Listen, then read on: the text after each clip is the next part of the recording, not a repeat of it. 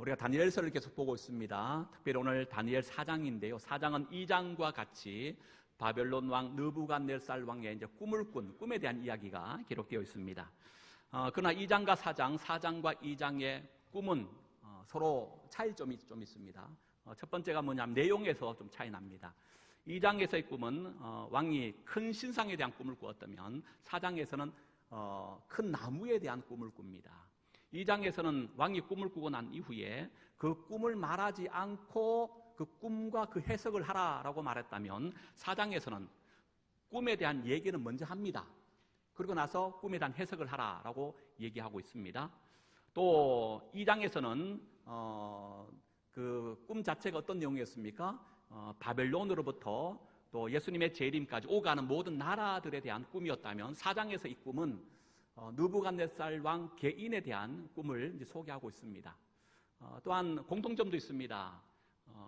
이 두 꿈 모두 소위 이제 바벨론에 내놓으라는 지혜자들 그 누구도 꿈을 바르게 해석하는 자가 없었습니다. 그러나 오직 한 사람 다니엘만이 그 꿈을 바르게 해석하는 것을 보게 됩니다. 특별히 오늘 이제 본문을 시작하면서 첫 번째 우리가 주목해야 될 것은 이 바벨론 왕 느부갓네살 왕이 다니엘을 이제 부르면서 그를 호칭하는 그 말에 대하여 우리가 좀 주목할 필요가 있겠다 싶습니다. 오늘 우리가 성경이 나오는데요. 먼저 우리가 4장에 보면 22절을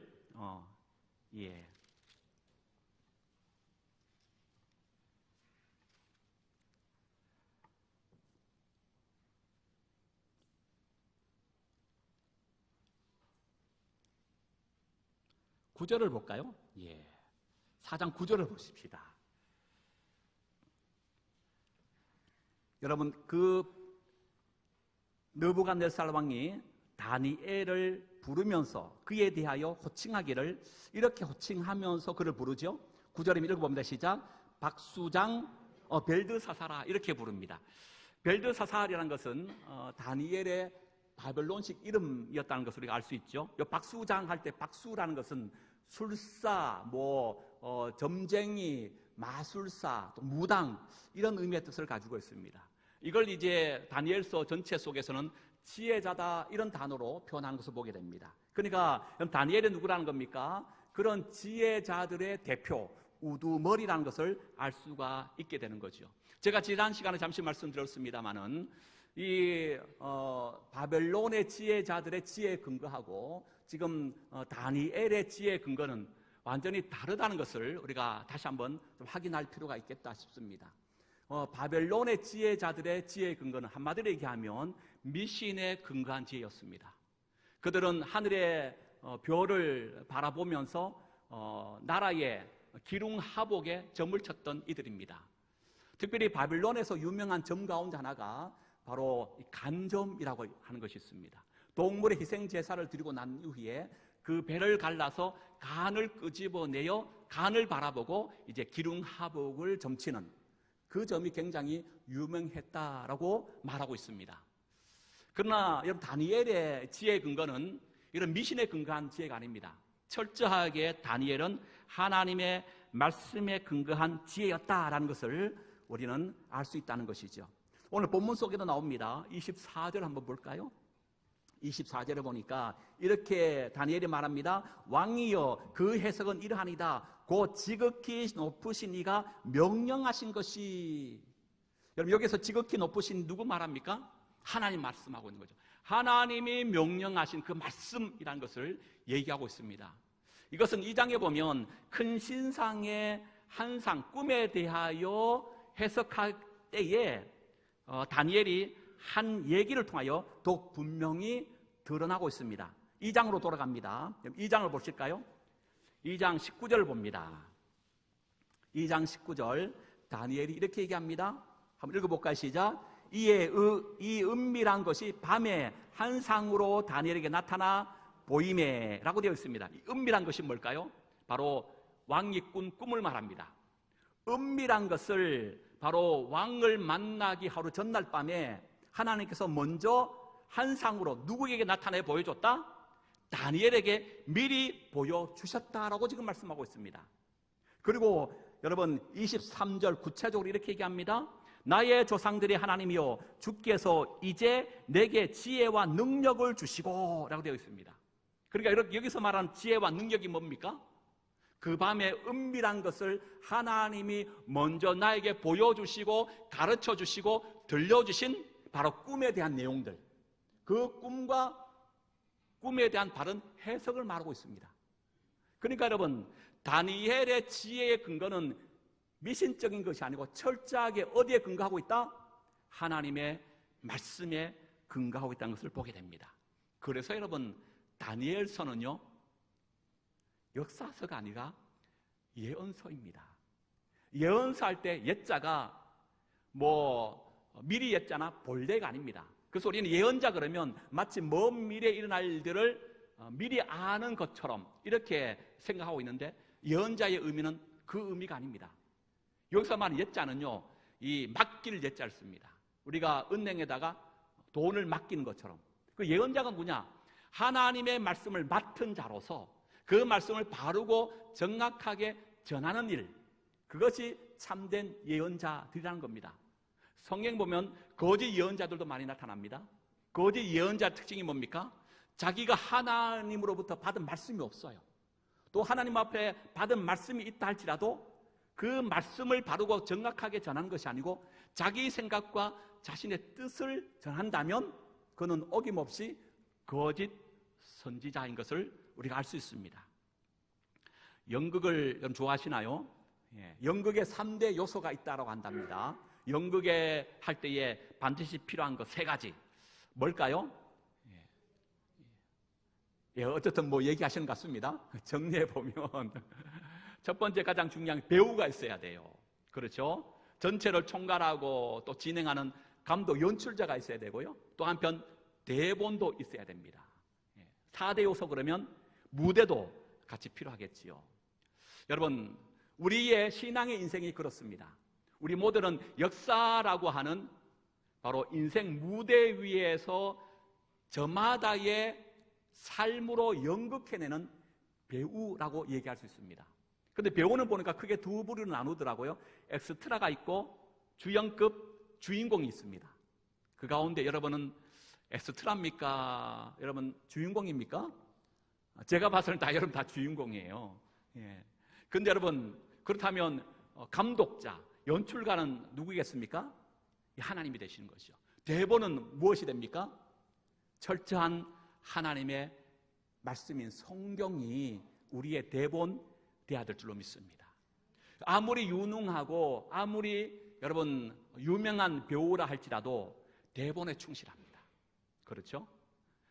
연극 무대에 올라가기 전에 여러분 배우의 기본 자질은요, 그 대본을 숙지하는 거예요. 그러니까 여러분 달아 없어질 만큼 대본을 읽고 또 읽고 외우고 또 외워 자기 것을 완전히 소화하고 난 이후에 그리고 무대에 올라갑니다. 그래야 자기 얘기, 자기 생각하지 않아요. 물론 애드립이라고 하는 것도 있습니다. 그러나 그 애드립도 전체 대본의 흐름 안에서 하는 것이지 대본 밖에서 애드립을 하지 않습니다. 여러분, 우리도 그래야 합니다. 우리 모든 인생의 무대 위에서, 이 역사라고 하는 인생의 무대 위에서 우리가 오늘 또 살아갑니다. 그때에 여러분 연출자인 하나님의 의도가 담겨있는 성경의 말씀을 우리가 알지 못한 채 어떻게 인생을 성공적으로 바르게 살아갈 수 있겠습니까? 그런 의미에서 우리에게도 반드시 필요한 게 뭡니까? 그게 바로 성경 말씀이어야 한다는 거예요. 그래서 믿음의 성도들은요, 그리하여 성경을 읽어야 합니다. 성경을 사랑하고 성경을 늘 가까이 해야 한다라고 하는 말씀입니다. 다니엘의 지혜는요, 세상의 그 어떤 것에 근거하지 않습니다. 오직 살아계신 하나님의 말씀 위에 그 지혜를 세워갔다라고 말씀하고 있다는 거예요. 두 번째, 이제 왕이 꿈에 대한 얘기를 이제 한번 들어가 볼까요? 어느 날 10절 이하에 나오는데 왕이 꿈을 꿉니다. 그 꿈은요, 다른 꿈이 아니었어. 이번에는 큰 나무에 이제 꿈을 꿉니다. 이 나무가 얼마나 높이 자랐든지 하늘을 닿을 정도로 큰 나무입니다. 얼마나 넓게 뻗었든지 땅 끝에서 이 나무가 한눈에 볼 수 있을 만큼 크고 넓은 아주 엄청난 그런 큰 나무의 꿈을 꿉니다. 그리고 이 꿈의 속에서 나무는요, 풀이 푸르고 그리고 열매가 맺혀져서 새들이 깃들고 그 나무의 그늘 아래는 온갖 짐승들이 바로 쉼을 누리는 그런 나무였습니다. 그런데 어느 날 갑자기 하늘에서 한 추수꾼이라고는 성경 말합니다만은 천사, 파수꾼 이렇게도 번역 가능합니다. 추수꾼이 나와서 그 큰 나무의 밑둥을 짝뚝 베어버립니다. 그루터기만 남아있는 그 나무에 쇠사슬로 꽁꽁 묶어서 7년 동안 그냥 내버려 둡니다. 왕이 다니엘에게 내가 이런 꿈을 꾸었다라고 말합니다. 그리고 다니엘은요, 왕으로부터 이 꿈을 듣고 난 이후에 해석을 하기 시작하는데, 먼저 해석하기 전에 다니엘은 왕에게 이렇게 말합니다. 왕이시여, 당신이 꾼 꿈을 당신이 아니라 당신을 미워하는 사람, 당신이 대적들에게 이 꿈이 이루어지기를 원하나이다 라고 말하고 있습니다. 왜 그럴까요? 왕이 꾼 꿈은 소위 길몽이 아니라 흉몽이었기 때문에 그렇습니다. 그리고 다니엘은 왕에게 이렇게 말합니다. 왕이시여, 당신이 꿈에서 보았던 큰 나무는 왕 바로 당신입니다 라고 말하는 거예요. 왜냐하면 지금 느부갓네살 왕 이 70인역에 보면요, 이 왕이 이 꿈을 꾸었을 때가 그의 즉위 18년이라고 말합니다. 느부갓네살 왕 18년이면 바로 느부갓네살 왕의 통치의 그 모든 기간 동안에 가장 그의 건세가 높았고, 또 나아가서 그 위세가 굉장했던 때입니다. 또 백성들도 태평생대를 누렸던 바로 그 시기라고 말합니다. 이 큰 나무처럼 왕의 권위가 하늘을 찌르듯이 그 모든 백성들도 태평생대를 당신 때문에 누리고 있습니다. 바로 이 큰 나무는 왕 당신을 말하고 있습니다. 이렇게 꿈을 해석해 가고 있는 거예요. 여기까지만 꿈이 끝났다면 길몽이죠. 문제는 그 다음입니다. 파수꾼이 내려와서 그 밑단을 베어버립니다. 그리고 남아있는 구루터기에 쇠사슬로 7년 동안 묶어놓습니다. 다니엘은 꿈을 해석합니다. 왕이시여, 왕의 건세가 지금은 그 위세가 하늘 높은 줄 모르고 크고 놀랍다 할지라도, 백성들이 왕으로 인하여 태평생대를 누리고 있다 할지라도 머지않아 왕의 위세가 금방 꺾일 것입니다. 하나님께서 그 왕권을 빼앗아 가실 것입니다. 그러면 왕은 7년 동안이나 짐승처럼 살게 될 것입니다. 이런 꿈의 해석을 하는 겁니다. 여러분, 왜 하나님께서 느부갓네살 왕을 통하여 이런 큰 나무의 꿈을 꾸도록 한 걸까요? 다른 이유 아닙니다. 한마디로 얘기하면 그의 교만 때문이라는 거예요. 다니엘서 2장으로 다시 돌아가면 큰 신상의 꿈을 꾸었습니다. 그 꿈 속에 머리만 금이었습니다. 그 머리는 느부갓네살 왕 바로 당신이었다고 다니엘이 그 꿈을 해석해 주었지요. 여러분, 이 큰 신상의 꿈을 통하여 하나님께서 이 왕에게 어떤 메시지를 주고 계신 겁니까? 세계사의 주인은 하나님이시다. 참된 만왕의 왕은 하나님이라는 것을 알도록 이 꿈을 꾸게 한 겁니다. 그러니까 이 말은 뭐예요? 바벨론, 너 의시되지 마. 너도 너의 죄악으로 인하여 머지않아 심판받아. 느부갓네살 왕, 네가 진짜 왕이 아니라 하나님이 만왕의 왕이시다. 이 꿈을 통하여 그걸 지금 밝히 보여주고 계신 거예요. 그런데 느부갓네살 왕은 어떻게 했습니까? 3장으로 넘어가면 머리만 금이 아니라 온 신상 전체를 머리부터 발끝까지 금으로 도배하며 세웁니다. 무슨 얘기입니까? 자기가 왕이라는 거예요. 하나님의 왕되심을 거부하고 내가 왕이야, 바벨론 나라는 영원해, 한마디로 얘기하면 교만인 것이죠. 오늘 이 큰 나무의 꿈을 꾸게 한 이유가 여기 있습니다. 그의 교만 때문입니다. 성경에 보니까요, 이스라엘의 초대 왕 사울입니다. 사울이 왕으로 기름 부음 받기 전에 그가 얼마나 겸손한 사람일지 몰라요. 우리는 베냐민 지파 중에서도 12지파 중에서도 베냐민 지파, 가장 미약한 지파입니다. 우리 집안은 베냐민 지파 중에서도 가장 보잘것없는 그런 연약하기 짝이 없는 그런 가정입니다. 라고 할 만큼 여러분 사울은 굉장히 겸손한 사람이었습니다. 그런데 그가 왕이 되고 난 이후에 얼마나 바뀝니까? 심지어 하나님은요 그를 왕되게 하신 것을 후회할 만큼 교만한 왕으로 전락하고 말았어요.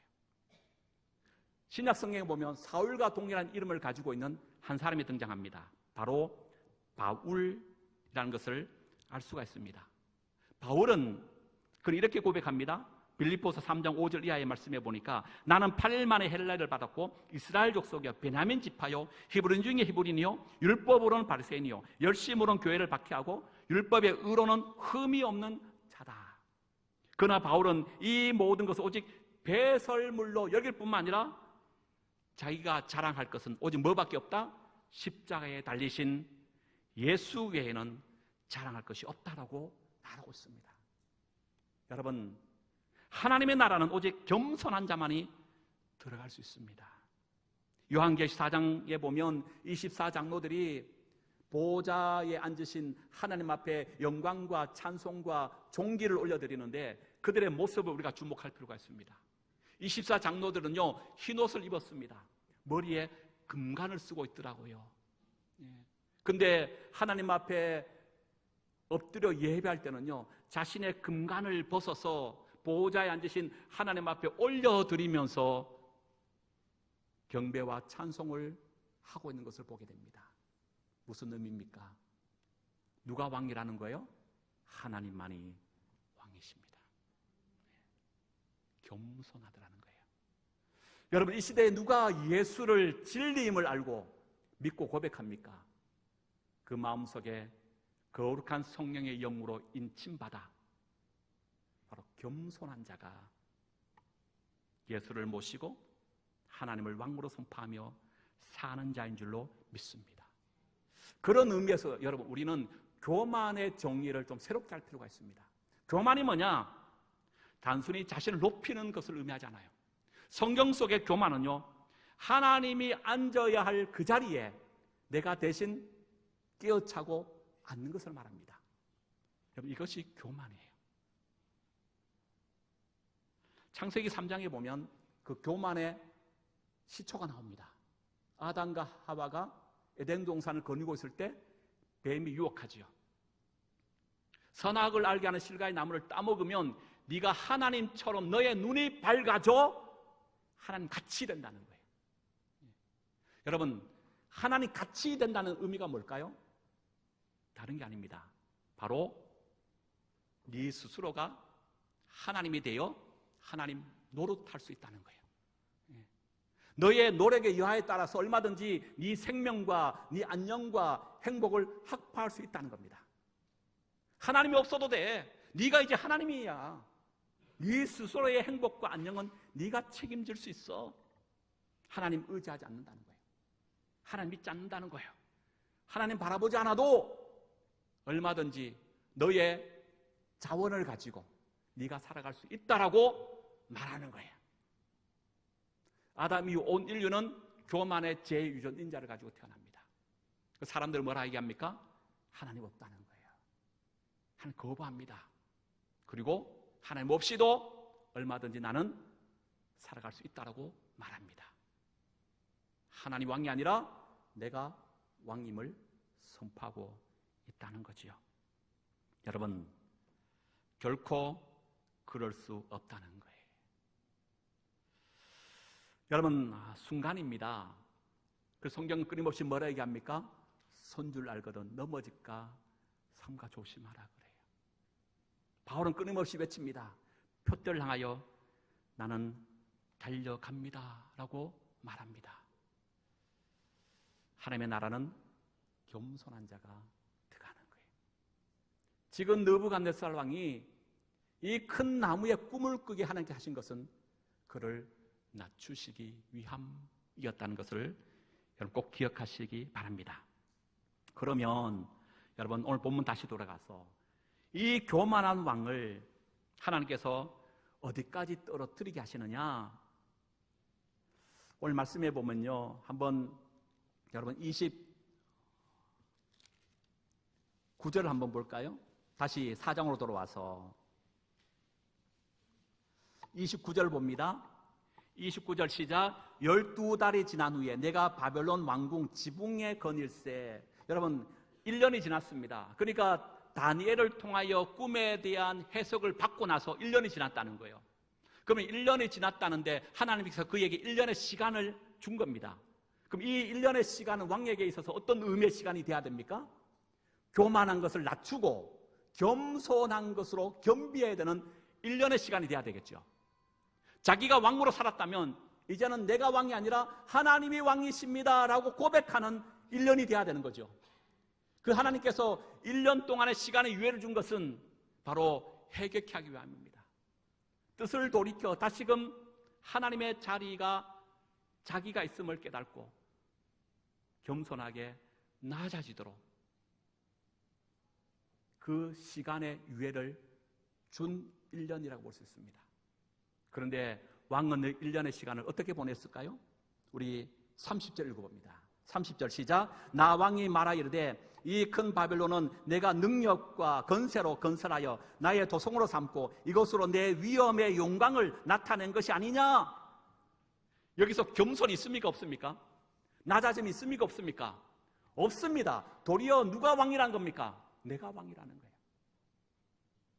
그 바벨론 왕궁의 지붕에 올라가서 그 위엄과 그 아름다움 화려함과 그 건물의 그 높음을 바라보고 왕은요, 내가 능력과 건세로 건설하였다. 이것은 나의 도성이다. 내 위엄의 영광이 얼마나 크냐? 더욱 교만한 자리에 서게 되는 그 순간 어떻게 됩니까? 31절. 이 말이 아직도 왕의 입에 있을 그때에 하늘에 한 소리가 나서 그 왕의 왕위를 빼앗아갑니다. 그랬더니 1년 전에 다니엘이 왕에게 꿈을 해석했던 내용처럼 왕이 어떻게 됩니까? 33절입니다. 33절 읽어봅니다. 시작. 바로 그때에 이 일이나 느부갓네살에게 응함으로 내가 사람에게 쫓겨나서 소처럼 풀을 먹이며 몸이 하늘 이슬해졌고 머리털이 독수리 털과 같이 자랐고 손톱은 새 발톱과 같이 되었더라. 뭐 같이 된 겁니까? 짐승처럼 된 거예요. 교만한 왕을 짐승처럼 살게 했다는 겁니다. 여러분, 이 기간이 몇 년일까? 성경에 보면 7회라고 되어 있습니다. 7년입니다. 물리적인 시간으로서의 7년의 의미도 있지만 여기서 7년은 완전수입니다. 하나님께서 느부갓네살 왕의 그 교만을 꺾기 위한 반드시 그에게 있어야 할 그 시간. 그러니까 이 7년은 어떤 시간일까요? 바로 훈련과 연단의 시간이라고 볼 수 있습니다. 이스라엘 백성들이 약속의 땅 가나안에 들어가기 전에 강야 몇 년입니까? 40년입니다. 이 40년의 강야 생활하게 하셨던 목적이 어디 있습니까? 성경은 말합니다. 너희들을 낮추기 위함이다라고 말하고 있습니다. 그렇다면 우리에게도 이런 7년의 하나님의 훈련과 연단의 시간이 혹여 필요하지는 않을까요? 여러분, 7년 동안 왕이 짐승처럼 살고 있습니다. 이것은 하나님의 심판이라고도 볼 수 있습니다. 하나님의 심판은 여러 많은 방법이 있습니다. 때로는 전쟁을 겪게 하기도 하고 히스기야처럼 죽을 병을 또 걸리도록 합니다. 또 어떤 경우는 어떻습니까? 불뭇불에 던져지는 그런 심판을 내릴 수도 있잖아요. 그런데 이 느부갓네살 왕에게는요, 짐승처럼 되도록 하는 심판을 내렸어요. 여기에 중요한 영적인 의미가 있습니다. 한번 따라할까요? 하나님의 형상의 파괴이다. 하나님의 형상의 파괴이다. 여러분, 이게 무슨 말인가 하면 창세기 여러분 1장으로 거슬러 가면 하나님이 다른 피조물과 다르게 인간을 만드실 때에 진흙으로 빚으시고 빚는 모양을 어떻게 하셨습니까? 하나님의 형상을 따라 하나님의 모양대로 사람을 만들었습니다. 우리는 하나님의 형상으로 지음받은 존재라는 거예요. 이것이 인간의 본질입니다. 우리는 누구의 모양 따라 만들었다고요? 하나님의 형상으로 지음받은 존재입니다. 이때 하나님의 형상에 대한 여러 많은 해석이 있습니다만 그 중에 하나가 뭐냐면 하나님의 형상은 다른 것이 아니에요. 하나님의 왕권을 위임받은 자, 그걸 대리 통치자, 때로는 부왕이다 이렇게 말합니다. 우리는 하나님의 대리 통치자로서 하나님의 피조 세계인 그 중에 누구도 포함됐습니까? 짐승 또한 포함되어 있어서 피조 세계인 짐승을 관리하고 다스리고 지배하는 자로서 세움받은 존재가 누구다? 하나님의 형상으로 지음받은 인간이라는 거예요. 그리고 도식으로 그래 보면 제일 위에 하나님이 계십니다. 그리고 제일 아래에 피조 세계인 짐승이 있습니다. 그 사이에 인간이 있는 거예요. 인간이 하나님의 형상으로 지음받았다는 것은 하나님의 절대적 왕권을 위임받은 존재가 된 겁니다. 하나님이 통치해야 되는데 하나님 대신 인간을 통하여 이 피조 세계를 다스리고 관리하고 통치하도록 그 권한을 인간에게 주었다는 겁니다. 근데 느부갓네살 왕이 교만한 거예요. 어떻게 교만했다고요? 하나님으로부터 위임받은 통치권을 거부하고 자신이 하나님의 자리에 올라가 내가 왕이라는 겁니다. 그렇죠? 내가 실질적인 왕으로 통치하고 다스리겠다는 거예요. 그게 느부갓네살 왕의 교만입니다. 하나님은 그 교만한 느부갓네살 왕을 어떻게 했다라고 말하죠? 짐승을 통치하고 다스려야 할 왕적 권위가 있는 바로 그 인간을 이제는 반대로 도리어 짐승처럼 되게 만들었다는 거예요. 하나님의 대리 통치자는 왕권을 빼앗아버리고 짐승을 지배하고 다스려야 할 왕의 도리어 짐승의 자리에 떨어져서 짐승처럼 되게 했다는 겁니다. 이것이 인간의 타락이라는 겁니다. 여러분, 지금 세상을 바라보십시오. 우리가 가끔 여러분 혀를 차는 사건과 사고들을 많이 봅니다. 말세야. 어떻게 사람이 짐승처럼 저런 일을 행할 수 있어? 그런 거 가끔 보잖아요. 근데 어쩌면 주님의 재림이 가까우면 가까울수록 사람이 이처럼 짐승처럼 말하고 행동하는 일들이 더 많이 생기지 않을까 두렵습니다. 그리고 마지막 세 번째인데요. 다니엘 4장의 결론이자 전체 다니엘의 주제가 오늘 읽었던 본문 속에 등장합니다. 먼저 34절 이렇게 얘기합니다. 그 기한이 참에, 그 기한이 몇 년이라고요? 7회 7년입니다. 이 7년의 기한은 어떤 기간? 짐승처럼 살아갔던 그 기간입니다. 왕은 짐승처럼 살아가면서 이 짐승처럼 살아가게 하신 이유가 뭐라고요? 그를 낮추시기 위함이에요. 그를 겸손하게 만들기 위한, 그에게 반드시 필요했던 시간으로서의 7년을 말합니다.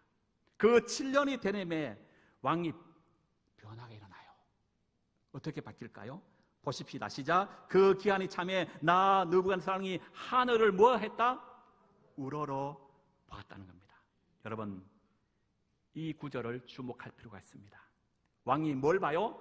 하늘을 우러러 본 거예요. 내가 하늘을 우러러 보았다.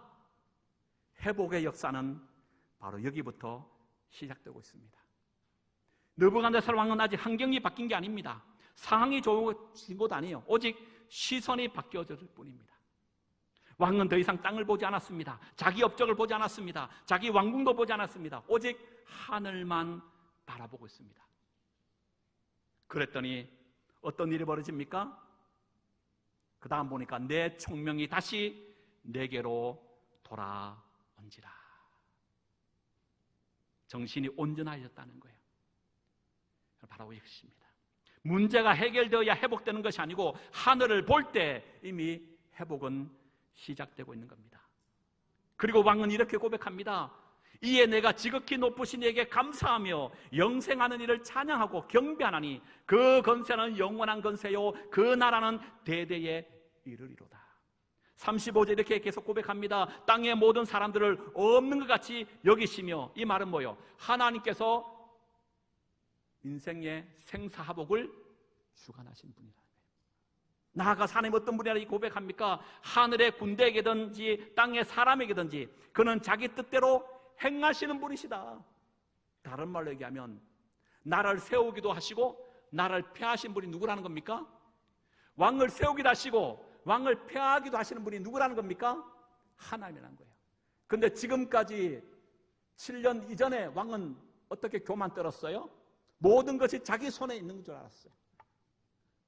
내 말 한마디에 사람이 살고 죽는다고 생각했습니다. 내가 절대적인 만왕의 왕이라고 착각하고 살았어요. 그런데 7년의 연단과 훈련을 통하여 그의 고백과 그의 시선과 그의 마음이 완전히 180도 이렇게 달라지는 것을 보게 됩니다. 그리고 여러분, 이런 고백을 하고 있는 왕이요, 하나님께서 그를 하나하나 회복시켜 주셨어요. 빼앗았던 왕권을 그에게 다시금 돌려줍니다. 그리고 36절에 보니까 그 왕권을 다시 한번 누리도록 하나님께서 은혜를 베푸신 것을 봅니다. 그리고 마지막 37절 왕은 이렇게 고백합니다. 37절입니다. 읽어봅니다. 시작. 그러므로 지금 나 느부갓네살은 하늘의 왕을 찬양하며 칭송하며 경배하노니 그의 일이 다 진실하고 그의 행하심이 의로우심으로 교만하게 행하는 자를 그가 능히 낮추심이라. 할렐루야. 여러분, 다니엘이 지금 어느 상황 속에서 이 다니엘서를 쓰고 있다고요? 바벨론으로 포로로 끌려가 있는 이방 나라 한복판에서 이 다니엘서를 기록하고 있다고요. 거기는 하나님이 없는 줄 알았습니다. 하나님이 바벨론의 신에 의하여 패배당하여 하나님 우리를 버리셨다, 하나님이 죽었다고 여기는 그 불모저 같은 그런 땅 한복판에서 다른 누구도 아니고 대제국 바벨론의 절대적 왕권을 행사하고 있는 바벨론 왕을 입술을 통하여 뭐라고 고백하고 있다고요? 하나님만이 나의 왕이십니다. 하늘의 왕이시며 나의 찬송과 칭송과 경배를 받으시기에 합당하신 분이십니다. 놀라운 것 아닙니까? 하나님이 바로 이 고백을 다니엘과 세 친구뿐만 아니라 절대 주권을 가지고 있는 왕, 하나님 믿지 않는 이방의 느부갓네살을 통하여 선포케 하고 있다는 사실입니다. 말씀 마칩니다. 사랑하는 여러분, 우리 역시 인생의 옥상 위에 서서 혹여 왕처럼 내가 모든 것을 했다라고 말하고 있지는 않습니까? 혹시 하나님이 잠시 우리를 낮추시고 계시다면 그것은 나를 버리심이 아니고 하늘을 보게 하시는 이유인 줄 믿습니다. 교만은 사람을 짐승처럼 만들지만 겸손은 사람을 왕처럼 다시금 회복시켜 줄 겁니다. 오늘 이 시간 우리의 시선을 다시 하늘로 올려 드십시다. 하늘 보는 사람만이 진짜 높아질 수 있습니다.